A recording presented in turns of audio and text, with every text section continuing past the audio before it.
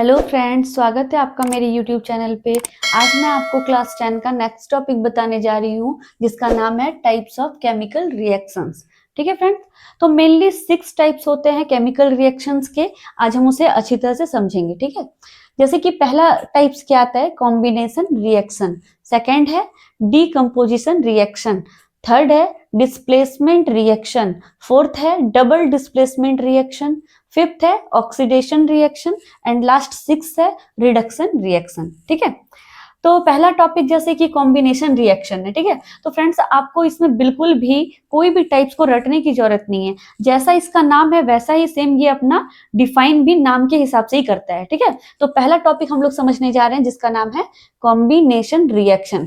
ठीक है, तो कॉम्बिनेशन रिएक्शन नाम से ही पता चल रहा है कि कुछ कंबाइन होकर के कुछ न्यू बना होगा। तो बिल्कुल वही है कि जब दो या दो से अधिक रिएक्टेंट या फिर दो या दो से अधिक सब्सटेंस मिलकर जब सिंगल प्रोडक्ट का फॉर्मेशन करते हैं तो उसे क्या कहेंगे, कॉम्बिनेशन रिएक्शन। मैं एक बार और दोहरा देती हूं कि जब दो या दो से अधिक सब्सटेंस या कंपाउंड आपस में मिलकर, है ना, न्यू सब्सटेंस और वो भी सिंगल सब्सटेंस का फॉर्मेशन करेंगे तो उसे क्या कहेंगे, कॉम्बिनेशन रिएक्शन। चलिए देखते हैं एग्जांपल में। आपके बुक में दिया हुआ है एग्जांपल में कैल्शियम ऑक्साइड सॉलिड फॉर्म में है और वो H2O के साथ रिएक्ट करके क्या बनाता है, कैल्शियम हाइड्रोक्साइड, जिसे स्लैग्ड लाइम भी कहते हैं। यहाँ पे ये एक्यू का मतलब है एक्वा सॉल्यूशन के फॉर्म में है ये, और यहाँ पे हीट रिलीज होता है। तो फ्रेंड ये कैल्शियम ऑक्साइड क्या है, इसे क्विक लाइम कहते हैं ना। क्विक लाइम क्या है, तो चूना पत्थर जो बिना बुझा हुआ चूना आपने देखा होगा घर पे पेंट कराते टाइम, हम लोग देखिएगा कि चूना यूज करते हैं। तो बस वही चूना जो है यहाँ पे कैल्शियम ऑक्साइड है। ठीक है, उसका केमिकल फॉर्मूला क्या होता है चूना का, तो कैल्शियम ऑक्साइड। यहाँ पे सॉलिड फॉर्म में है, आपने देखा होगा उसे जब पानी में मिलाते हैं तो बहुत ज्यादा हीट जनरेट होता है ना। तो हीट जनरेट होता है और क्या बना देता है, कैल्शियम हाइड्रोक्साइड, जिसे कहते हैं स्लैक्ड लाइम, और हिंदी में इसको क्या कहते हैं, बुझा हुआ चूना। फिर हीट रिलीज करेगा। तो देखिए फ्रेंड, इसमें क्या हो रहा है कि दो सब्सटेंस या दो कंपाउंड आपस में रिएक्ट करके एक सिंगल कंपाउंड या फिर एलिमेंट का फॉर्मेशन कर रहे हैं। हीट को यहाँ पे नहीं देखना, हीट बस जनरेट हो रहा है। ठीक है, वैसे ही यहाँ पे सेकंड एग्जांपल देखेंगे कि कार्बन यहाँ पे सॉलिड फॉर्म में है और यहाँ पे ऑक्सीजन गैस दिया जा रहा है, जिससे ये क्या बना रहा है, कार्बन डाइऑक्साइड गैस। ठीक है, तो यहाँ पे देखिए कार्बन का ऑक्सीजन के साथ रिएक्शन, इसका मतलब ये है कि कार्बन को यहाँ पे बर्न किया जा रहा है ना। ऑक्सीजन देखिए, जब भी हम किसी चीज को जलाते हैं तो चाहिए क्या, ऑक्सीजन। ऑक्सीजन होगा तभी तो जलेगा। तो इसलिए जब भी ऑक्सीजन, अगर आपको केमिस्ट्री में दिखे कि कार्बन प्लस ऑक्सीजन यूज हो रहा है, मतलब यहाँ पे कुछ बर्निंग का बात किया जा रहा है। ठीक है, तो सेम कार्बन सॉलिड में था, ऑक्सीजन गैस इसके साथ रिएक्ट हुआ और क्या बना दिया, कार्बन डाइऑक्साइड, जो कि एक गैस है, इसलिए से मैंने इसके अवस्था को या फिर स्टेट को मैंने ब्रैकेट में लिखा है। ऐसे ही थर्ड एग्जांपल समझेंगे कि हाइड्रोजन गैस है, ऑक्सीजन गैस है, और यहाँ पर दोनों मिलकर के क्या बना रहा है, H2O वाटर, है ना। ये तो बैलेंस्ड किया हुआ है सारा। वैसे तो आप देख रहे हैं इसमें भी दो या दो से अधिक, यहाँ पे दो सब्सटेंस मिलकर के एक सिंगल कंपाउंड का फॉर्मेशन कर रहे हैं। तो आपको समझ में आया कि कॉम्बिनेशन रिएक्शन का मतलब क्या होता है, जब दो सब्सटेंस या एलिमेंट या कंपाउंड आपस में रिएक्ट करके सिंगल सब्सटेंस या कंपाउंड बनाए तो हम कहेंगे कॉम्बिनेशन रिएक्शन। चलिए, सेम इसका उल्टा होता है डीकम्पोजिशन रिएक्शन। ठीक है, तो यहाँ पे सेकंड है हम लोगों का रिएक्शन, किसके बारे में पढ़ना है, डीकम्पोजिशन रिएक्शन के बारे में। तो जैसा मैंने कॉम्बिनेशन रिएक्शन में बताया है, जस्ट उसका उल्टा कर देंगे तो डीकम्पोजिशन रिएक्शन हो जाएगा। ठीक है, क्या होता है, तो जब, है ना, एक ऐसा रिएक्शन जब एक सिंगल रिएक्टेंट या फिर एक सिंगल रिएक्टेंट, कहने का मतलब क्या है ना, वैसा एलिमेंट जो क्या कहते हैं, केमिकल रिएक्शन में पार्टिसिपेट कर रहे हैं ना, रिएक्टेंट मींस। तो एक सिंगल रिएक्टेंट जब ब्रेक डाउन होकर या फिर टूट करके जब एक से अधिक सब्सटेंस को फॉर्म करेंगे या बनाएंगे तो उसे क्या कहेंगे, डीकम्पोजिशन रिएक्शन। जस्ट इसका उल्टा हो गया ना, वहां पे दो चीज मिलकर एक बना रहे थे, यहाँ पे एक चीज टूटकर दो या दो से अधिक सब्सटेंस बनाएंगे। ठीक है, तो अब हम एग्जाम्पल देखते हैं। जैसा कि यहाँ पे आयरन सल्फेट है ना, फेरस सल्फेट भी कह सकते हैं, आयरन सल्फेट भी कह सकते हैं इसे। तो फेरस सल्फेट यहाँ पे सॉलिड स्टेट में है और इसे हीट किया जा रहा है। यहाँ पे हीट का मतलब क्या है, इसे हीट दिया जा रहा है। तो जब फेरस सल्फेट को हीट देते हैं तो क्या फॉर्म कर रहे हैं यहाँ पे, फेरिक ऑक्साइड जो कि सॉलिड फॉर्म में होगा, सल्फर डाइऑक्साइड बनेगा जो कि गैस में होगा, और सल्फर ट्राइऑक्साइड जो कि यहाँ पे गैस में होगा। ठीक है, तो यहाँ पे क्या हुआ, एक सिंगल सब्सटेंस है ना, ब्रेक डाउन होकर के सिंपलर फॉर्म में टूट गया है ना, नया फॉर्म, नया सब्सटेंस या कंपाउंड को फॉर्म कर रहा है। वैसे ही नेक्स्ट है कैल्शियम कार्बोनेट। ठीक है, कैल्शियम कार्बोनेट यहाँ पे सॉलिड है। और फ्रेंड्स देखिए कैल्शियम कार्बोनेट को यहाँ पे लाइम स्टोन लिखा गया है। तो कैल्शियम कार्बोनेट को हिंदी में क्या कहते हैं, चूना पत्थर, है ना। तो ये पत्थर है एक तरह का, जिसे हीट करने पे क्या बन जा रहा है, calcium oxide plus carbon dioxide बन रहा है। तो देखिए यहाँ पे मैंने वहां पे बताया था क्विक लाइम के बारे में, तो यहाँ पे क्विक लाइम इसी से बनता है ना, इसके हीट करने से क्विक लाइम बनेगा और यहाँ पे कार्बन डाइऑक्साइड गैस रिलीज होगा। तो फ्रेंड इसमें भी देख रहे हैं कि कैल्शियम कार्बोनेट एक सिंगल रिएक्टेंट है, इसे हीट करने पर यहाँ पे दो, है ना, एक से ज्यादा मतलब दो क्या कहते हैं, प्रोडक्ट फॉर्म कर रहे हैं। ठीक है, एक चीज और मैं बता दूं कि कैल्शियम कार्बोनेट अगर आपको ऐसे भी जानना हो तो आपने मुर्गी के अंडे में जो कवच होता है ना, मुर्गी का जो अंडा होता है उसके बाहर का जो लेयर जिसे हमें फोड़ते हैं ऐसे करके, तो वो जो बाहर का लेयर होता है वो कैल्शियम कार्बोनेट का ही बना होता है। ठीक है, तो और मैं इसके बाद इन दोनों का डेफिनेशन लिखवा देती हूँ ताकि आपको अच्छे से समझ में आ जाए। द रिएक्शन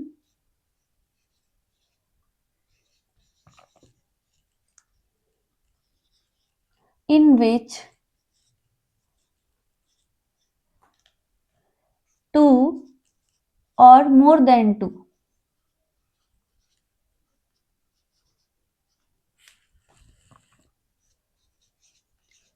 substances, है ना, सब्सटेंसेस में एलिमेंट भी हो सकता है और वो कंपाउंड भी हो सकता है,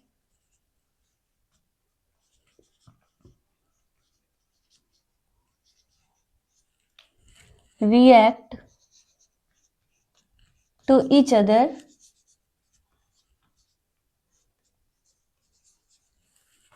and forms a single substance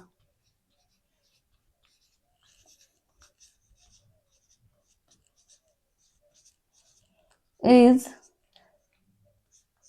known as combination reaction।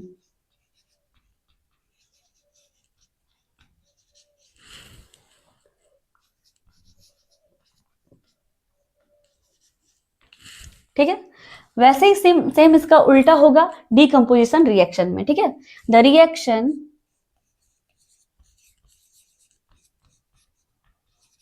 in which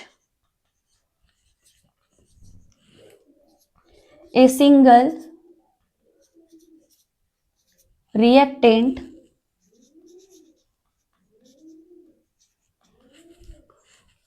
that is element या कंपाउंड, एलिमेंट नहीं, यहाँ पे कंपाउंड ही ज्यादा सही है, single reactant break downs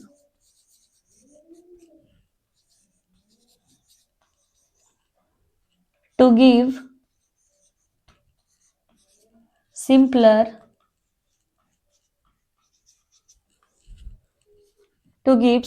substances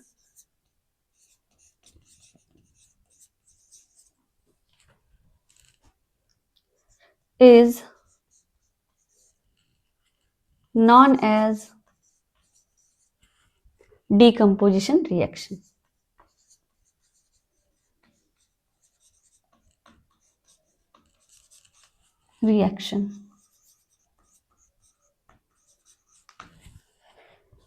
तो समझ में आ रहा है आपको, है ना। कॉम्बिनेशन रिएक्शन एक ऐसा the reaction in which two और more than two substances, that is element or compound, react to each other and forms a single substance is known as composition reaction। Just इसका opposite होगा, the reaction in which a single reactant that is compound break down to give simpler substances is known as decomposition reaction. वहां पे एक single combination में दो या दो से अधिक एलिमेंट मिलकर के एक सिंगल प्रोडक्ट फॉर्म करते हैं, और यहाँ पर क्या होता है कि एक सिंगल है ना रिएक्टेंट टूट करके नए दो या दो से अधिक प्रोडक्ट का फॉर्मेशन करते हैं। तो फ्रेंड्स, अब हम थोड़ा सा इस पे जिक्र करें कि कॉम्बिनेशन रिएक्शन में हम लोगों ने देखा कि जब कैल्शियम ऑक्साइड को H2O के साथ रिएक्ट करवाया जा रहा है तो कैल्शियम हाइड्रोक्साइड बन रहा है और हीट रिलीज हो रहा है ना। तो एक क्वेश्चन इसमें भी अराइज होता है कि अगर है ना एक्सोथर्मिक रिएक्शन, कि जब एक रिएक्शन में है ना बहुत ज्यादा मात्रा में हीट रिलीज हो तो उसे क्या कहेंगे, एक्सोथर्मिक रिएक्शन, जो कि किसमें देखने के लिए मिला, कॉम्बिनेशन रिएक्शन में। और दूसरी बात कि जो डिकम्पोजिशन रिएक्शन का मैंने आपको एग्जांपल समझाया है उसमें आपने देखा कि हम लोगों ने उसमें क्या दिया है, हीट दिया है ना। जैसे कैल्शियम कार्बोनेट को हम लोगों ने हीट किया तब जाकर के ना कैल्शियम ऑक्साइड और कार्बन डाइऑक्साइड हम लोगों को मिला है। तो हीट इसमें देना पड़ा और हीट इसमें रिलीज हुआ है ना, यही ना देखने के लिए मिला। तो ऐसा रिएक्शन है ना, एक ऐसा रिएक्शन जिसमें हीट देना पड़े उसे कहेंगे इंडोथर्मिक रिएक्शन, और एक ऐसा रिएक्शन जिसमें हीट रिलीज हो उसे क्या कहेंगे, एक्सोथर्मिक रिएक्शन। तो मैं इसे भी लिखवा देती हूँ, इंडोथर्मिक और एक्सोथर्मिक रिएक्शन। तो कॉम्बिनेशन रिएक्शन में आया था एक topic exothermic reaction, exothermic reaction, the reaction in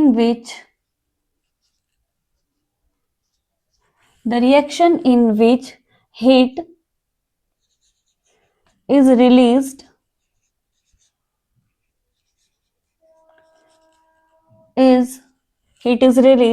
is called exothermic reaction.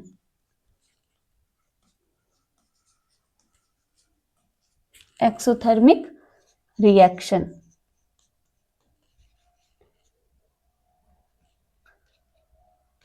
Example आपका इसमें भी वही होगा, क्या होगा, जब कैल्शियम ऑक्साइड को वाटर के साथ है ना मिलाया जाता है तो क्या बनता है, कैल्शियम हाइड्रा ऑक्साइड CaOH का होल 2 प्लस क्या बताया था मैंने, हीट रिलीज होता है, तो इसे ही कहेंगे एक्सोथर्मिक रिएक्शन। एक बार मैं देख लूं कि बैलेंस्ड है या नहीं।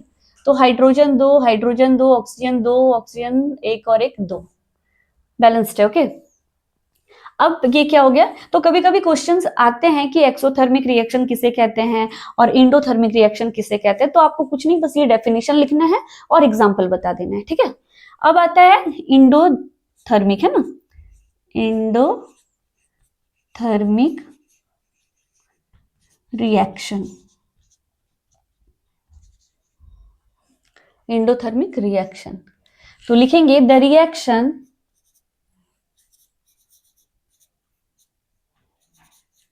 in which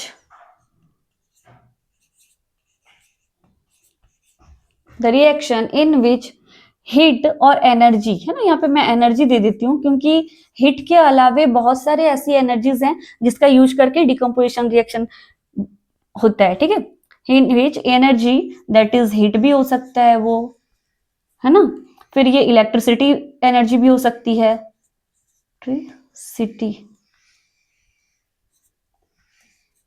और ये सनलाइट भी हो सकता है। The reaction in which energy is required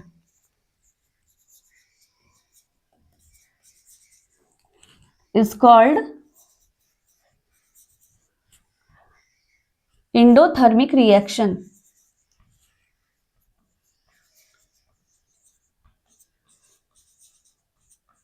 endothermic reaction, ठीक है। इसका भी मैं एग्जांपल बता देती हूँ, मैंने पिछले वीडियोस में भी बताया है आपको। इंडोथर्मिक रिएक्शन में क्या हो जाएगा, मान लीजिए यहाँ पे सिल्वर क्लोराइड है, ठीक है। सिल्वर क्लोराइड को जब सनलाइट देते हैं, है ना, सनलाइट के पास रख देते हैं कहिए या फिर, तो क्या होता है, यहाँ पे सनलाइट पड़ने से सिल्वर क्लोराइड से, है ना, सिल्वर अलग हो जाता है और क्लोरीन भी अलग हो जाता है। अब इसे थोड़ा बैलेंस्ड कर देते हैं। क्लोरीन 2, तो यहाँ पे 2 लिखना होगा, क्लोरीन हो गया 2, लेकिन क्लोरीन तो 2 हो गया, इसकी वजह से Ag भी 2 हो गया, तो यहाँ पे Ag की जगह पे भी 2 लिख देंगे। ठीक है, तो आ रहा है आपको समझ में कि कैसे इंडोथर्मिक रिएक्शन में, है ना, एनर्जी का रिक्वायर्ड होता है और इसमें न्यू फॉर्म करते हैं ना, न्यू सब्सटेंसेस फॉर्म करते हैं।